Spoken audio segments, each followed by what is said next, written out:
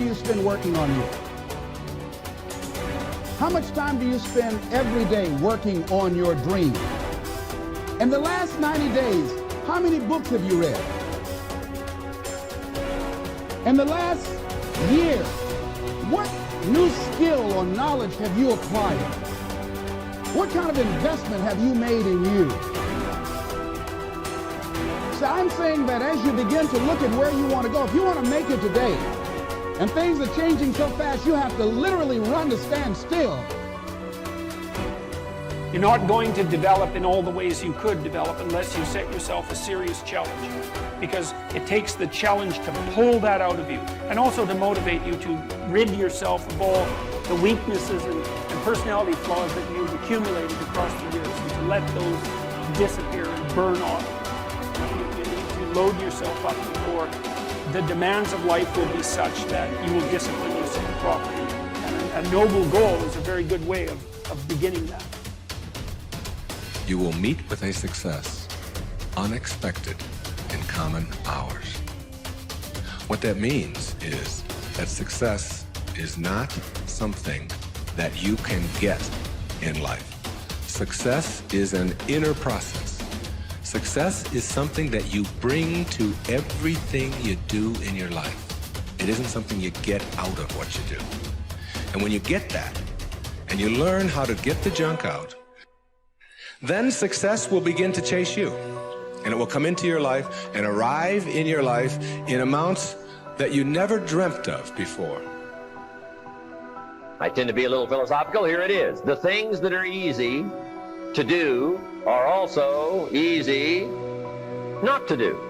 That's the difference between success and failure. So you've got the choice here today of one of two easies. Easy to or what? Easy not to. I can give you in one sentence how I got rich by the time I was 31. Here it is in one sentence. I did not neglect to do the easy things I could do every day for 6 years.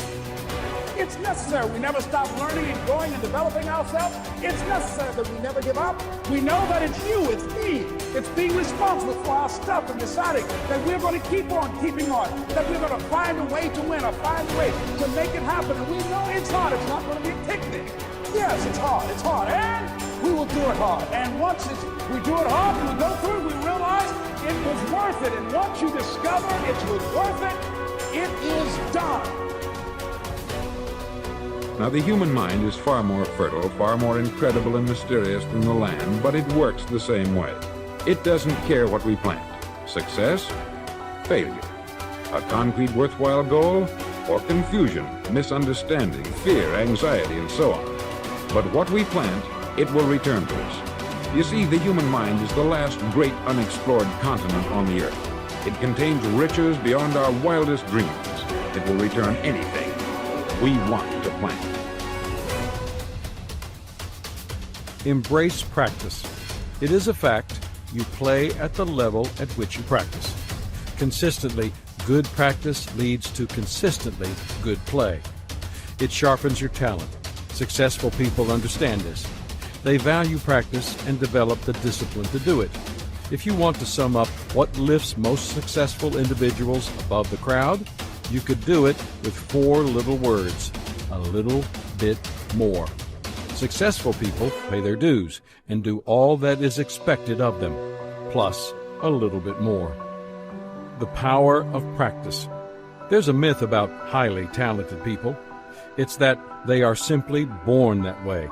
But the truth is that no people reach their potential unless they are willing to practice their way there.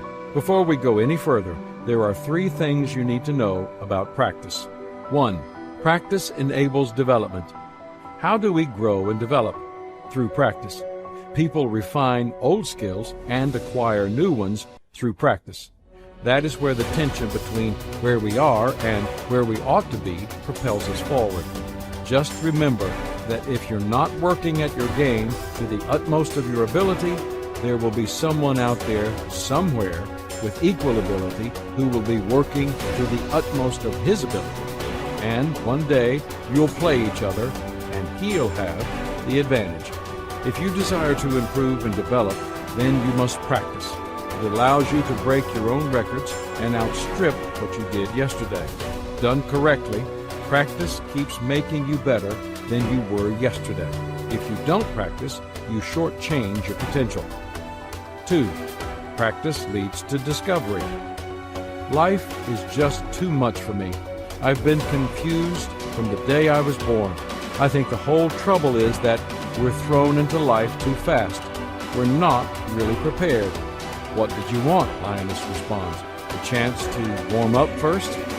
We may not get a chance to warm up before entering childhood, but we can warm up by practicing the many activities we pursue once life has begun. And it is often that during these warm-ups that we learn valuable things about ourselves. There's value in starting with small things. Human relations expert Dale Carnegie advised, don't be afraid to give your best to what seemingly are small jobs. Every time you conquer one, it makes you that much stronger. 3. Practice demands discipline. One reason some people see practice as a grind is that it requires discipline. Even activities with intense physical demands also require lots of mental discipline. Mental preparation to physical preparation is 4 to 1. Developing a discipline always begins with a struggle. There is no easy way to become a disciplined person. It has nothing to do with talent or ability. It is a matter not of conditions, but of choice. But once the choice is made and practice becomes a habit, 2 things become obvious. The first is a separation between the person who practices and the one who doesn't. The second thing that emerges is a winning spirit. The harder you work, the harder it becomes to surrender. Excellence is an art won by training and habituation. We do not act rightly because we have virtue or excellence, but we rather have those because we have acted rightly. We are what we repeatedly do. Excellence, then, is not an act, but a habit. That habit is developed during practice.